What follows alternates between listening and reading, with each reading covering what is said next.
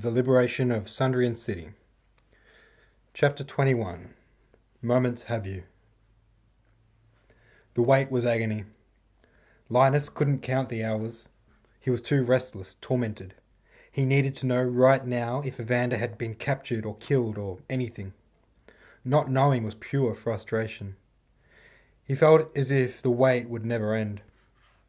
But it did end, finally, mercifully, with a firm knock on the door of room 55. It was Deimos, his expression unreadable. Linus looked for clues on him to no avail. His uniform looked perfect. He didn't appear worn out or injured. Linus, you may leave your room now. Was he found? Did you find Evander? Did you kill him? The questions burst out of Linus unimpeded. We did not. Evander has gone into hiding. The search will continue overnight, but it is clear to me now that you are no longer in any immediate danger. I suggest you make your way to the dining hall, Linus. You should eat. You look weak. As Deimos spoke, Linus realized that, although he had no appetite whatsoever, he was indeed famished and felt a discernible lacking in his own strength. Emperor Frigg has asked me to extend an invitation to his sunroom for dinner too, if you should wish to join him there. There was little appeal in this for Linus. He preferred in this moment the idea of sitting solemnly in a darkened corner of the dining hall, and the way in which the offer was presented suggested that Deimos could have guessed as much. With a stomach sated with reluctantly chewed bread, Linus made his way to the elephant stables. It was dark now, and the grounds stood empty and quiet. The remnants of the day's hectic wind merely a soft bustle of leaves among an otherwise silent night. He hadn't been able to decide on a place to go, but felt a strong desire to move. It was a terrible restlessness that jittered his legs and stirred his thoughts, and eventually spurred him to stand up and begin walking aimlessly. Soon enough he found himself gravitating in the direction of the barn. For a time he thought he might be headed to the glass house, but as he approached it, he felt no desire to stop there. He resolved that the barn was his destination for now. He had held hope that Alman would be there, and would offer a menial task to complete, which would keep him occupied and hopefully salve his restlessness. Some of his kindly advice might not go astray either, he thought. But alas, as Linus breached the barn and called to no response, he came to realize that he was indeed alone. He felt a peculiar pang of anger at Alman for not being there, but this was an irrational anger, and he let it go as easily as it had come. A swaying of shadows in the far end of the barn caught Linus's attention. A response came to his call after all, but not from Alman. From the depths of the barn came Missy, trundling along. The other elephants remained sleeping, barely flinching at Linus's presence. It was clear that Missy had just woken up. His steps were awkward and groggy, but still he seemed excited to have company. He approached with his trunk outstretched, and Linus was surprised to see him dip into a bow when they met. And there he remained, patiently waiting for Linus to mount his neck.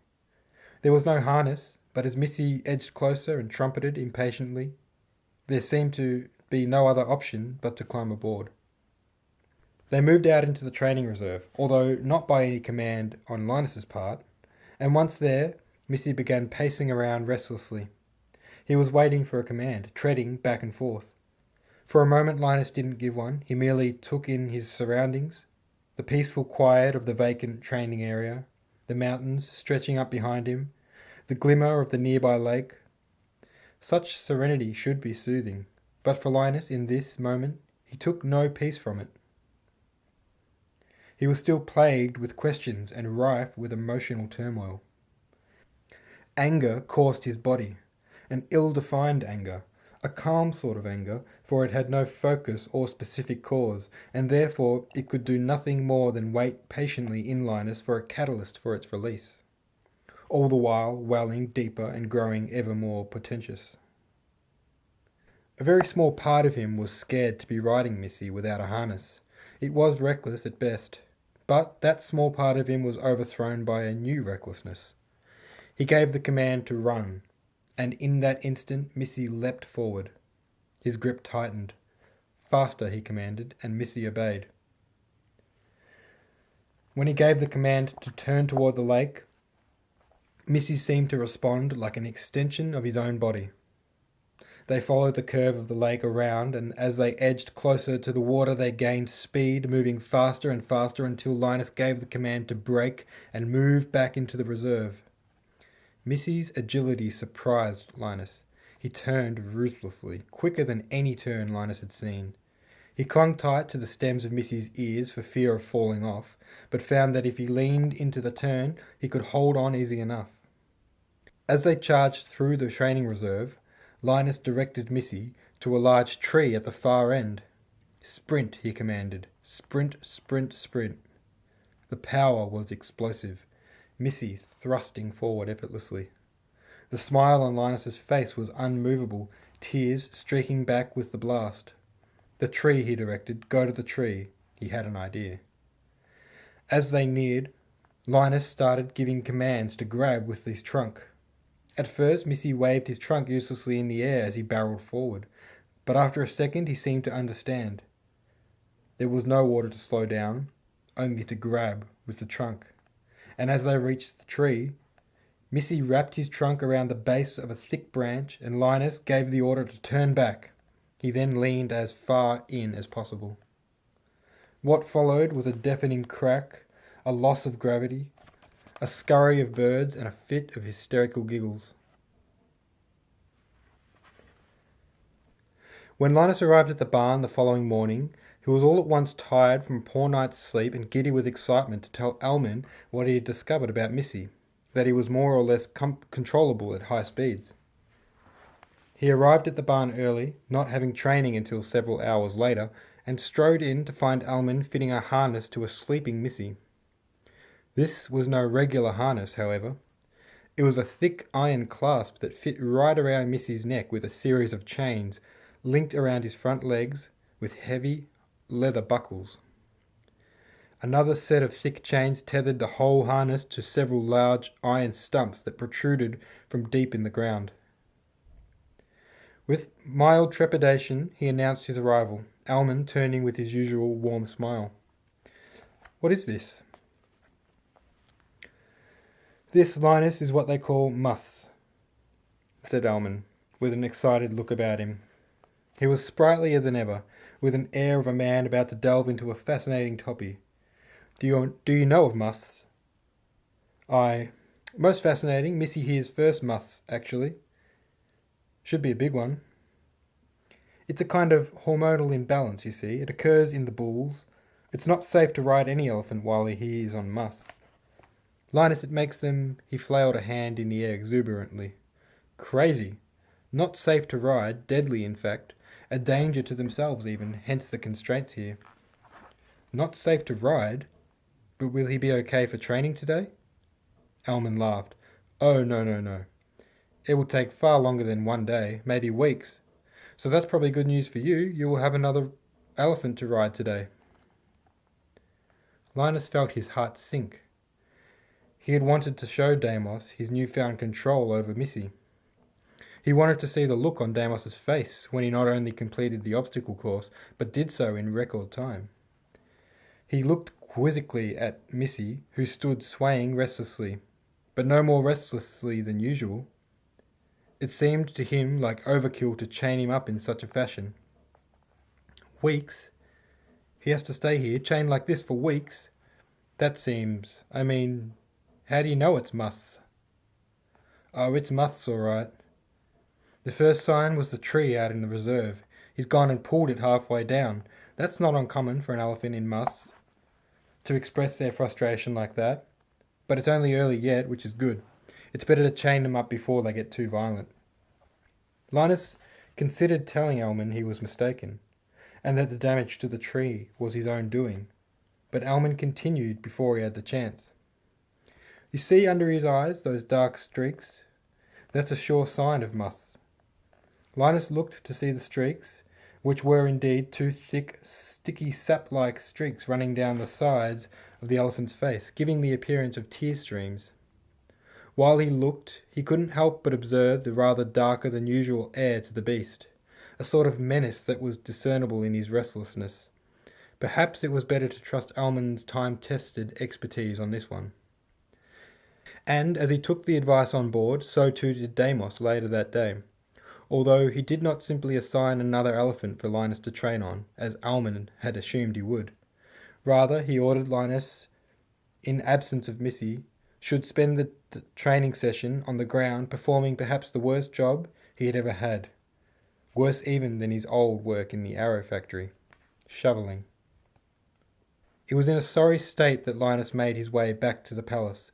He stank of sweat and elephant dung and longed for the bathing house. He fantasized about the emperor's baths, with their salts and perfumes, and even the wine that was readily available entered his mind. And he wondered if he shouldn't perhaps go there and try his luck. And it was during this moment, this physical and mental meandering, that he spotted a familiar sight. He recognized the pair instantly. Goresh could not be mistaken, and sitting beside him on the seat outside the glass house, he knew the small figure in contrast was Princess Robin. He'd seen this scene before, right down to the smaller details. Goresh was even poking at the ground with a stick. Linus stopped dead. He didn't want to be seen by the princess in such a state, but at the same time, he wanted dearly to greet her, and he felt an overwhelming curiosity. The princess seemed enthralled by Goresh's drawings. As Linus edged closer, he was startled by the hiss of angry words from the princess's mouth, and suddenly perceived the fury in her body language. A sorrowful Goresh looked bashfully to the ground, as if he had been the bearer of bad news, and before Linus knew, he was spotted and shamed as an eavesdropper. "Hello, murderer," said the princess, in a manner that was far from friendly. "Oh, sorry to disturb you. I'm just passing by to the palace," he pleaded. For someone who claimed to be a friend, the princess certainly had a way of terrifying Linus. Goresh stood instantly and shuffled past, discreetly scuffing the drawings in the dirt as he did. "Really, I don't mean to interrupt," he proposed. But Goresh merely turned to offer an awkward bow to the princess, and a flash of eye contact to Linus, and was sauntering away to the palace in no time flat. "Sorry," he said lamely. He paused, considering the princess's bitterness and wondering what to say. "It's fine. It's not your fault." Her voice was cold. "What's with you?" she added, noticing the filth covering Linus from head to toe. "Oh, yes, it's, elephant dung." His face reddened as he spoke, for he had desperately wanted to make something up, an excuse or a nice lie, but the truth had escaped him before he could think. "Deimos had me shoveling all day." And with that, he admitted defeat, and, figuring that he couldn't possibly feel any more embarrassed, he plonked himself down on the seat next to the princess, no longer caring about what she thought. His embarrassment level had reached its peak. It could get no worse. But, to his relief, the princess didn't seem to care, or even take notice of Linus at all. Her mind was absent from the present situation. It appeared to be lingering still in the past, stuck on her conversation with Goresh from moments ago. She was staring at the remnants of the drawings intently, and Linus noticed 3 small books sitting beside her on the seat. It was clear to him that whatever Goresh had told her carried weight and importance, and he was possessed by a curiosity to know what they had spoken of. The book's covers were blank, offering no clue to the contents, but they each looked worn and travelled. In an attempt to steer the conversation towards them, Linus said as casually as he could, "So, Goresh is back from the expedition. Did he bring these for you?" "I'll kill him, Linus," the princess said. It was spoken in a dark whisper, as if she wasn't sure she wanted him to hear. Her eyes lifted and her gaze landed on Linus, and there it remained fixed, while the statement settled among them like fog, calm but uneasy. Linus waited for it to process, to allow the proper response to appear, but as seconds passed and no words came to him, he decided in earnest that surprise was the appropriate response. "Who?" he finally asked. And as he searched her eyes for an answer, he lost her gaze. She seemed reluctant to elaborate. "Goresh?" She expelled a laugh. "No, of course not Goresh. Don't be stupid." "Then who?" He somehow knew. "You know, you really stink." Linus ignored her attempt at changing the topic to a lighter one, and swept the weak smile from her mouth with 2 words. Your father. The game was up. Her response gave it away. Sure, Linus was subconsciously aware of the God-given duty for every teenage girl to rebel against her father, but this seemed to go deeper than that. There was real hatred here. There was a dark secret. What has he done? You can tell me. Another scornful laugh. This, everything, look around you. It's all a lie. It's all a prison, the whole city unknowingly enslaved. Only the deft can see this, but they can't even save themselves. The deft? The rebels. I don't know much about them other than that they seek to liberate this city, to overthrow the palace and to break down the city walls. Linus felt dizzy. Thoughts spinning in his head, puzzle pieces falling into place. Evander. His voice was cold now. Evander has joined them. Yes, I believe he has. We do not know their plans, but my father fears them desperately, and so he should. I have to go now, Linus, but take this and meet me here tomorrow. And with that, she stood, handed a small book to Linus, and made her way into the palace.